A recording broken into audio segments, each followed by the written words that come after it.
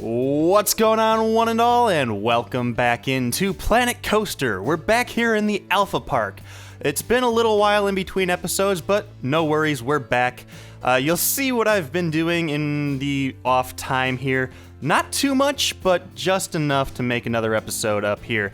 You'll see here, I am working with some shrubs in front of Banker's Revenge. Yes, the game doesn't give us any signs that we can customize, so I decided to take matters into my own hands and make some sort of identifying mark for this coaster, because we weren't gonna really do anything with this area anyway, so I decided to spell out the name in bushes, and this took way too long. I wanted to showcase this though, because you can see I used kind of a weird little method here to try to keep all of the letters kind of on the same plane.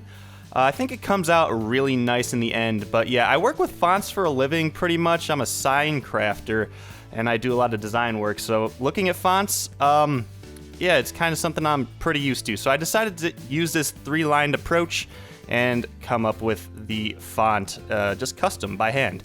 After I did that, I went through and I placed a bunch of shrubs around the perimeter, and then I put some lighting in behind it, so it looks pretty good from the distance at night. You'll kind of see it when we get back into the game live later on. But what else did we do? We needed to go through and build a bathroom. Yeah, right behind Banker's Revenge was where we were going to put a bathroom. So I started to design it, and after a little while of fiddling around, I kind of took a step back and I looked at it and I was like, why am I doing this as a separate building? Why not just put it as an addition to the Banker's Revenge queue building? So ultimately, in the end, that's what I did. Projecting out of the side here with a bathroom in it, so folks will be able to come in and find a bathroom without having to walk all the way across the park to get back to the now Reddit world famous bathrooms on the other side of the park. So let's go back live and kind of look at how it all looks now and plan for the future. So guys, this is the final product over here for the bathroom for this little coaster area of the park. Ideally, when this game comes out, we'll be able to name districts of the park. That'd be kind of sweet. I'm really looking forward to having something like that, because you know how like in City Skylines you can name your districts? This I'm calling a district over here because, I mean, it's really easy to see based on the color change on the paths. But yeah, this is the little modern warehouse district. This is the bathroom. You have to kind of walk around here, and then you get into here, and it's just kind of hidden in here. I put another one of these things in here just to fill up some space because there was some grass right there, and I didn't really like how that looked. But you'll notice the sign on the side here just to signify that this is a bathroom. I think I had a little bit of a concern, like if you come up this way, you see this first, and you're like, oh, this one really big building for a bathroom. But then you see this sign over here, and you see coaster, and then if you look up, you're like, oh, there's a coaster running into that building. I think they're going to understand it. Actually, there were a ton of people walking up there right now. The one thing I've noticed, though, that I kind of wanted to do is put some of these signs in here. This could look kind of cool in here.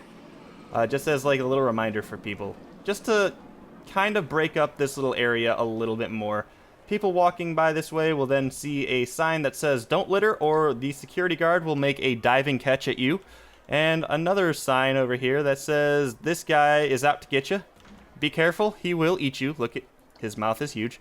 And then this little girl here that's just like admiring this coaster, which will kind of represent the people who walk by, and will probably end up looking right here and looking up at this coaster and looking a lot like that little girl on that poster. So I think that kind of completes the area. That looks really cool.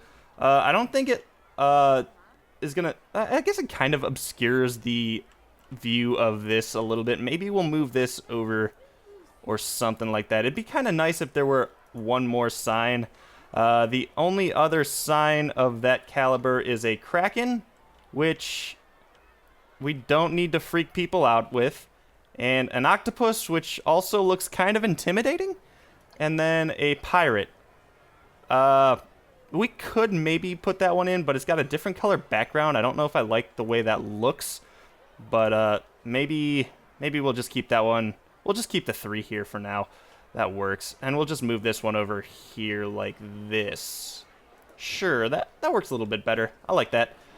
So yeah, now if you're walking up the path, you can see that there's a bathroom around here. Ideally, we would have a smaller sign that points down this road as a bathroom, but yeah, this, I think, looks really good now. And then if we come over here, we'll see the Banker's Revenge in its entirety completed here. You'll notice that if you zoom out too far, all of a sudden the level of detail just kind of takes a crap on you. But if you zoom in, the farther you zoom in, the more you'll see of the bushes, which kind of makes for a hard picture to get all of this in.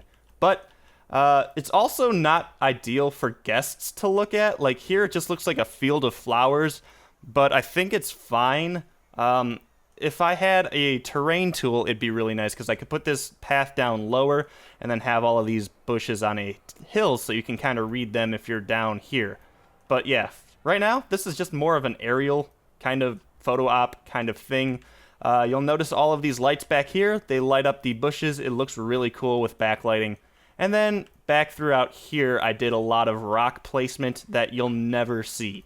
It's the little things in the park that really make this my park and really our park. It's the little details that people will never see, but you just know, and it just makes you feel good inside, and that's really what that was. I think I also went through and tweaked a little bit of the... I don't think I tweaked the track, but I did tweak the trees, because there were some trees growing up into the ride, and we just couldn't have that. I did at one point tweak the track just to smooth out a couple pieces and parts, but I think I explained that. And if I didn't, it was just like right here, there was a part where the train flipped too far for the turn. Little things like that, but nothing major. Banker's Revenge is now final. It is complete and done. So, guys, that was this episode. What are we doing next time in Alpha Park? Well, I don't know. We're going to need to fill out the rest of this with something. Maybe just trees, or maybe not, though, because you want to be able to see the building from down here. So, ideally, we would have some sort of terrain coverage tool that would let us go ahead. I see you. I see him. He's back here. Don't eat any of our guests, sir. Don't. I know what you're thinking. He sees his sign. He's so narcissistic. But, yeah. So, next time, we're going to have to do something. We never did put the food court down here. We will probably end up doing that. And then figuring something else out from there. So, guys, that was this episode of Alpha Park. Let me know if you liked it with a thumbs up.